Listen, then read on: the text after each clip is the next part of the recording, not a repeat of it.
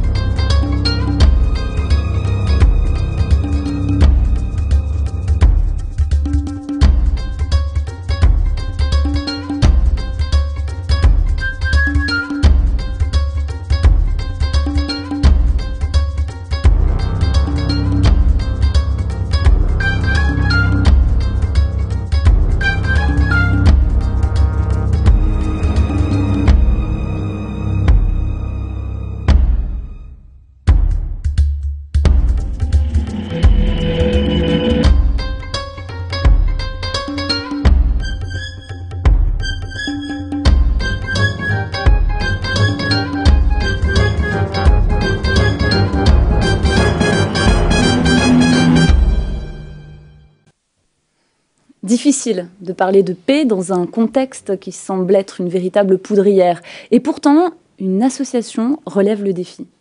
Elle essaie d'apporter une solution au problème de la division. Cette association s'appelle Moussallaha, ce qui signifie réconciliation en arabe. Et donc, l'objectif est très simple.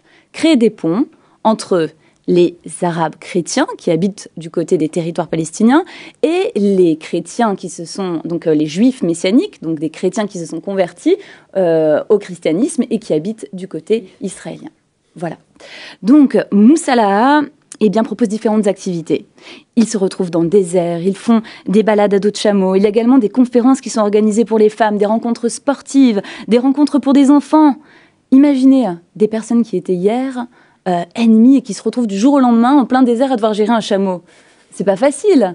Elles sont obligées de parler. Donc ça semble fonctionner. En fait, le système de Moussallaha consiste en une chose très très simple, c'est d'essayer de vivre le pardon tel que Jésus-Christ veut l'enseigner. Je voulais vous parler d'un autre exemple, celui de Shadia. Shadia, aujourd'hui, elle travaille pour Moussallaha. Et lors de son premier voyage, elle a rencontré une juive messianique. Elle-même habitait donc dans les territoires palestiniens. Elle s'est liée d'amitié avec cette juive messianique.